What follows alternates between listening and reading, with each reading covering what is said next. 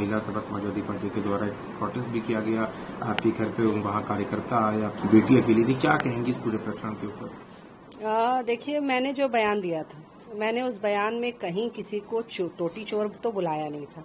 मैंने तो ये कहा था कि भाई जब से हम भारतीय जनता पार्टी वाले लोग सरकार में आए हैं तो मुख्यमंत्री आवास में जब हमने प्रवेश किया तो ये पाया कि वहाँ की जो टोटियां थी, सरकारी टोटियां, वो गायब थी और टाइल्स भी गायब थे।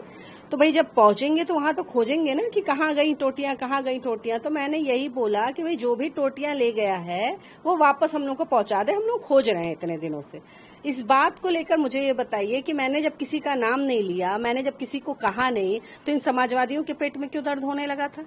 आखिर ये दर्द तो उसी को होगा ना जिसकी दाढ़ी में तिनका होगा, और चोर की दाढ़ी में ही तिनका होता है। तो इसलिए खुजली उन्हीं को मची, और खुजली तो ऐसी मची, सच देखिए, सच जो है वो बहुत कड़वा होता है और बनबना के लगता है। हमारे यहाँ भोजपुरिया में एगो भाषा बा कि एकदम बनबना गई लहा, तो इसी तरह वो सब भी एकदम बनबना गए सब, ये जान के कि हमारा ये जो टोटी चोरी वाला ये जो किस्सा है ये अभी खत्म नहीं हुआ, अभी जनता को मिला नहीं है हिसाब।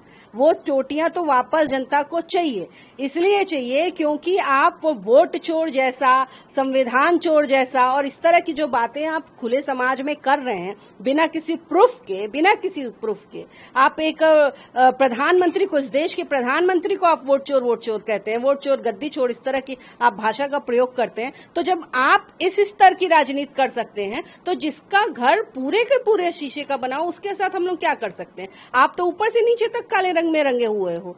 तो हम लोग भाई जब आप वोट चोर कहोगे तो हम आपको टोटी चोर कहेंगे, आप वोट का हिसाब मांगोगे, हम आपसे टोटियों का हिसाब मांगेंगे, क्योंकि टोटी जैसी चीज तो आप समाजवादी पार्टी के लोग ही चुरा सकते हैं। टोटी जैसी चोरी वही कर सकते हैं। चोर भी हंस रहा होगा कि अरे भाई ये मैं किसके आगे मेरा नाम लग गया। चोरों की भी बदनामी है, वो भी प्रोटेस्ट कर रहे होंगे इन सब पाइयों के यहाँ कि कुछ तो स्टैंडर्ड रखा होता।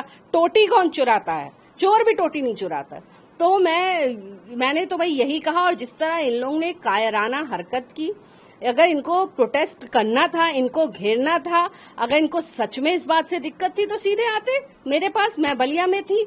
तो ये कायर डरपोक तो मेरे पास, तो मेरा तो सामना कर नहीं पाते। तो ये आ गए सब मेरी 16 साल की बच्ची को डराने इस आवाज पे। इन लोगों को लग रहा था कि माँ कहीं जाके कमजोर होती है तो अपने बच्चे पे जाके कमजोर हो जाती है, और विशेषकर जब अगर वो बेटी हो तो ज्यादा कमजोर हो जाती है।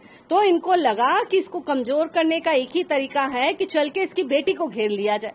तो ये जानते नहीं है कि मैंने कोई मेमना पैदा नहीं किया है, शेरनी पैदा की है। मेरे से 10 गुना ज्यादा ऊर्जा मेरी बच्ची में है। उसको डराने आए थे, इनको डरा के भगा दिया उसने। वो मेरी बेटी किसी से नहीं डरती, पर ये जो इनकी कायराना हरकत थी कि आकर मेरी बच्ची को इस तरह डराना, धमकाना, तो मैं बता दूं कि आपकी इन हरकतों से मैं रुकने वाली नहीं हूं और ना झुकने वाली हूं। तुम जितना करोगे, जिस भाषा में करोगे, मैं उतना करूंगी और उस भाषा में तुमको जवाब दूंगी। तो उसके लिए तो तैयार रहो। आप कैसे क्या जवाब देंगी भी? अभी मैं भी अपना मैं संगठन में बात कर रही हूँ और सारी चीजें चल रही हैं।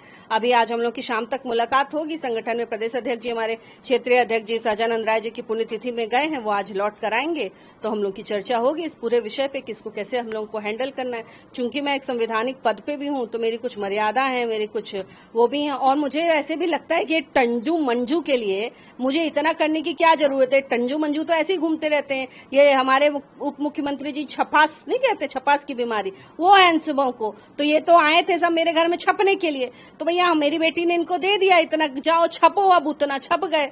तो मुझे नहीं लगता कि टंजू मंजू से मुझे डरने की या रुकने की जरूरत है। मैं इन लोगों को निपट लूंगी। घर पे आए, आपकी बेटी एक जुवेनाइल है, तो क्या उसकी तरफ से कोई इसमें कोई एप्लीकेशन या कुछ ऐसा, क्योंकि घर के अंदर इस तरह की जो बात हुई आप मौजूद नहीं थे? देखिए वही मैं बोल रही हूँ कि मैं भाई संगठन की कार्यकर्ता हूँ और मैं कोई भी कदम बिना अपने संगठन से पूछे नहीं करती हूँ। तो मुझे तो अभी इंतजार करना है जब तक मेरे प्रदेश अध्यक्ष जी नहीं आ जाते, मैं उनसे बात नहीं कर लेती। आज मैंने माननीय मुख्यमंत्री जी का भी समय मांगा है, जब तक मैं बात नहीं कर लेती हूँ तब तक मैं कुछ नहीं बता सकती किसके आगे हम लोग क्या करेंगे। अपने बयान को लेके पुनः विचार करने का सोचा कि जो आपने बयान दिया था? कौन सा बयान? मैंने कौन सा झूठ बोला?